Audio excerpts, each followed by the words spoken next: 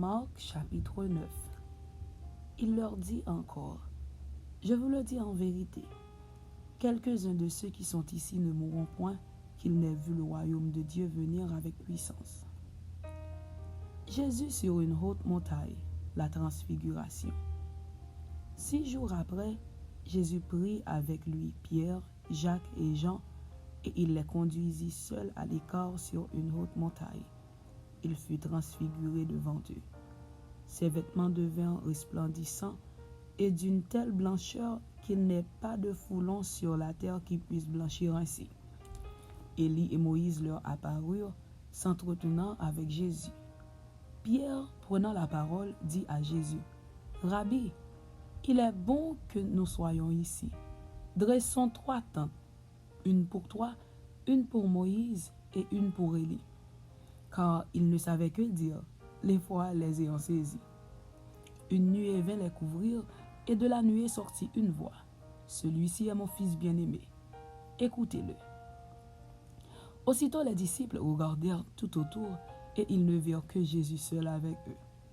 Comme ils descendaient de la montagne, Jésus leur recommanda de ne dire à personne ce qu'ils avaient vu, jusqu'à ce que le Fils de l'homme fût ressuscité des morts. Ils retinrent cette parole, se demandant entre eux ce que c'est que ressusciter des morts. Les disciples lui firent cette question. « Pourquoi les scribes disent-ils qu'il faut qu'Élie vienne premièrement ?» Il leur répondit, « Élie viendra premièrement et rétablira toutes choses. Et pourquoi est-il écrit du Fils de l'homme qu'il doit souffrir beaucoup et être méprisé? Mais je vous dis qu'Élie est venu et qu'ils l'ont traité comme ils ont voulu, selon qu'il est écrit de lui. » Guérison d'un démoniaque. Lorsqu'ils furent arrivés près des disciples, ils virent autour d'eux une grande foule et des scribes qui discutaient avec eux. Dès que la foule vit Jésus, elle fut surprise et accourut pour le saluer. Il leur demanda, « Sur quoi discutez-vous avec eux ?» Et un homme de la foule lui répondit, « Maître, j'ai amené auprès de toi mon fils qui est possédé d'un esprit muet. En quelque lieu qu'il le saisisse, il le jette par terre. L'enfant écume, grince des dents et devient tout raide. J'ai prié tes disciples de chasser l'esprit, et ils n'ont pas pu. » Race incrédule, leur dit Jésus, « Jusqu'à quand serai-je avec vous? Jusqu'à quand vous supporterai-je? Amenez-le-moi. » On le lui amena. Et aussitôt que l'enfant vit Jésus, l'esprit l'agita avec violence. Il tomba par terre et se roulait en écumant.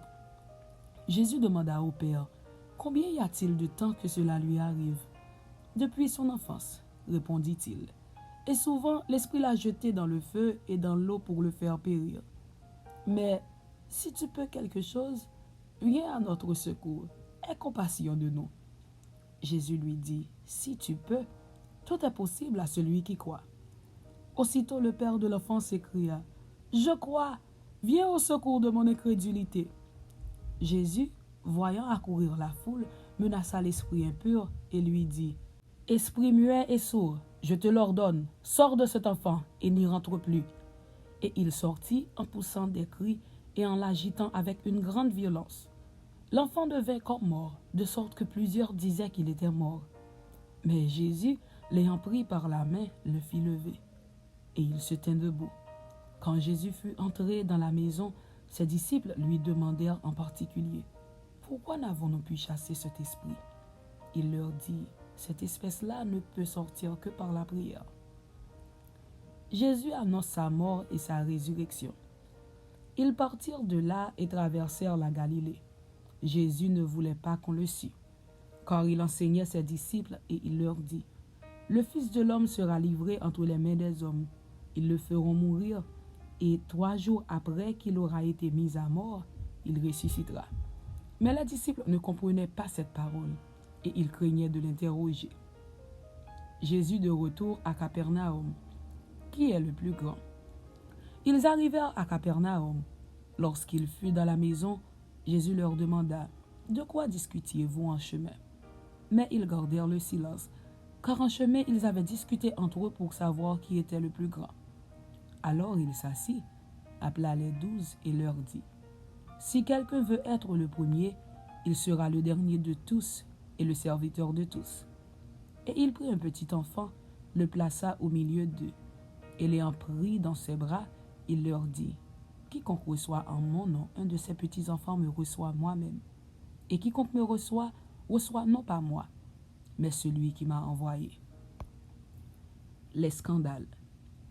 Jean lui dit, Maître, nous avons vu un homme qui chasse des démons en ton nom, et nous l'en avons empêché, parce qu'il ne nous suit pas.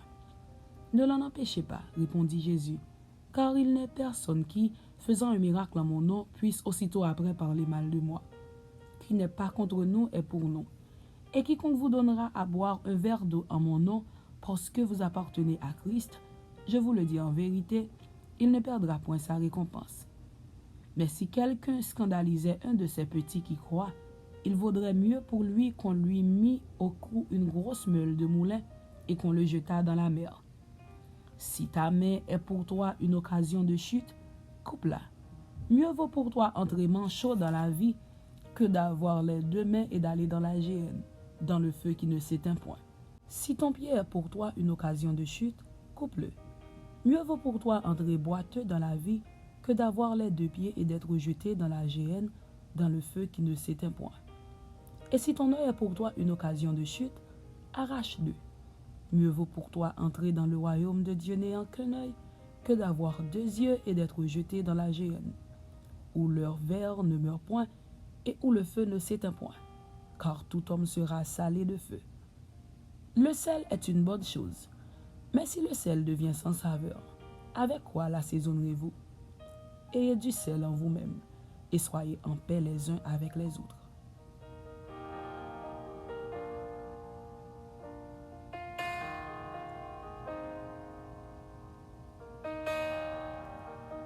Marc chapitre 10. Jésus empéré, le divorce. Jésus, étant parti de là, se rendit dans le territoire de la Judée au-delà du Jourdain.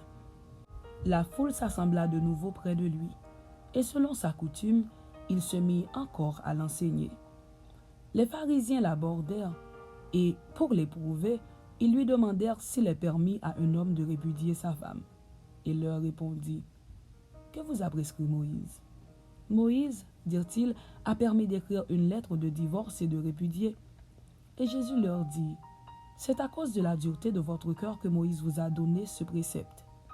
Mais au commencement de la création, Dieu fit l'homme et la femme.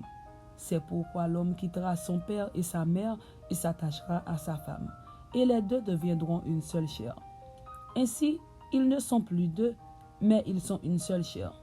Que l'homme donc ne sépare pas ce que Dieu a joint. » Lorsqu'ils furent dans la maison, les disciples l'interrogèrent encore là-dessus. Il leur dit, « Celui qui répudie sa femme et qui en épouse une autre commet un adultère à son égard. Et si une femme quitte son mari et en épouse un autre, elle commet un adultère. » Les petits-enfants. On lui amena des petits-enfants afin qu'il les touchât. Mais les disciples reprirent ce qui les amenait. Jésus, voyant cela, fut indigné et leur dit, « Laissez venir à moi les petits-enfants, et ne les en empêchez pas, car le royaume de Dieu est pour ceux qui leur ressemblent. Je vous le dis en vérité, quiconque ne recevra pas le royaume de Dieu comme un petit enfant, n'y entrera point. » Puis il les prit dans ses bras et les bénit en leur imposant les mains. Le jeune homme riche. Comme Jésus se mettait en chemin, un homme accourut et se jetant à genoux devant lui, « Bon maître, lui demanda-t-il, que dois-je faire pour hériter la vie éternelle? » Jésus lui dit, « Pourquoi m'appelles-tu bon? Il n'y a de bon que Dieu seul. Tu connais les commandements. Tu ne commettras point d'adultère, tu ne tueras point, tu ne déroberas point, tu ne diras point de faux témoignages, tu ne feras tort à personne. Honore ton père et ta mère. » Il lui répondit, « Maître, j'ai observé toutes ces choses dès ma jeunesse. » Jésus, l'ayant regardé, l'aima et lui dit, « Il te manque une chose. Va, vends tout ce que tu as. Donne-le aux pauvres, et tu auras un trésor dans le ciel. Puis viens et suis-moi. » Mais, affligé de cette parole, cet homme s'en alla tout triste, car il avait de grands biens. Jésus, regardant autour de lui, dit à ses disciples, « qu'il sera difficile à ceux qui ont des richesses d'entrer dans le royaume de Dieu. Les disciples furent étonnés de ce que Jésus parlait ainsi. Et, reprenant, il leur dit, « Mes enfants, qu'il est difficile à ceux qui se confient dans les richesses d'entrer dans le royaume de Dieu. Il est plus facile à un chameau de passer par le trou d'une aiguille qu'à un riche d'entrer dans le royaume de Dieu. » Les disciples furent encore plus étonnés, et ils se dirent les uns aux autres, « Et qui peut être sauvé? » Jésus les regarda et dit, « Cela est impossible aux hommes, mais non à Dieu, car tout est possible à Dieu. » L'héritage de la vie éternelle. Pierre se mit à lui dire, « Voici, nous avons tout quitté et nous t'avons suivi. » Jésus répondit, « Je vous le dis en vérité, il n'est personne qui, ayant quitté à cause de moi et à cause de la bonne nouvelle sa maison ou ses frères ou ses sœurs ou sa mère ou son père ou ses enfants ou ses terres, ne reçoive au centuple présentement dans ce siècle-ci des maisons, des frères, des sœurs, des mères, des enfants et des terres avec des persécutions, et dans le siècle à venir, la vie éternelle. Plusieurs des premiers seront les derniers, et plusieurs des derniers seront les premiers. » Jésus annonce sa mort et sa résurrection. Ils étaient en chemin pour monter à Jérusalem, et Jésus allait devant eux. Les disciples étaient troublés et le suivaient avec crainte. Et Jésus prit de nouveau les 12 auprès de lui et commença à leur dire ce qui devait lui arriver. « Voici, nous montons à Jérusalem, et le Fils de l'homme sera livré aux principaux sacrificateurs et aux scribes. Ils le condamneront à mort et ils le livreront aux païens, qui se moqueront de lui, cracheront sur lui, le battront de verges et le feront mourir. Et 3 jours après, il ressuscitera. » Demande des fils de Zébédée.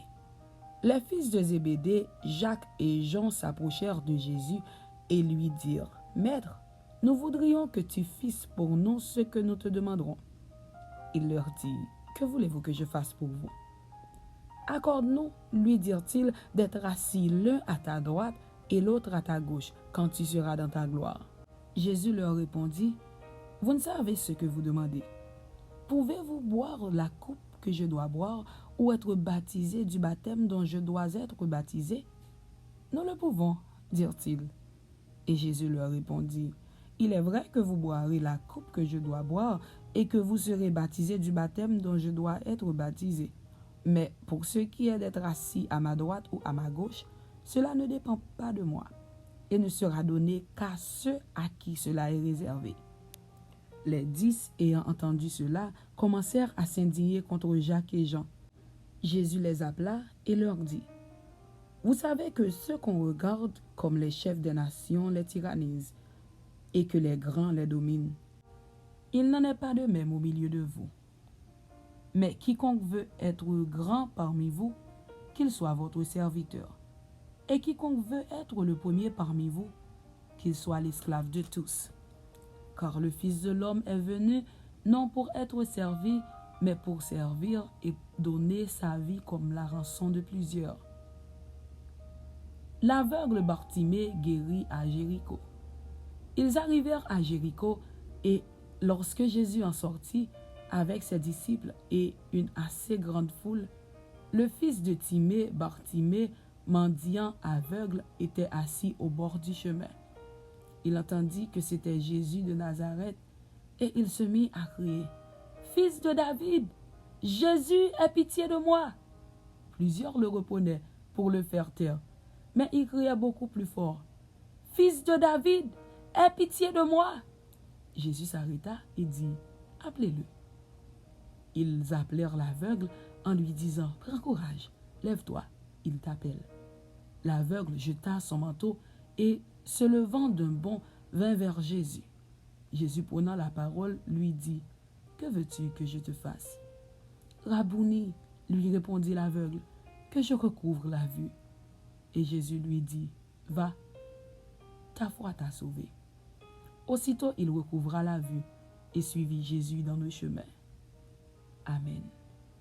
C'était Marc chapitre 9 et Marc chapitre 10. Que Dieu vous bénisse. Amen.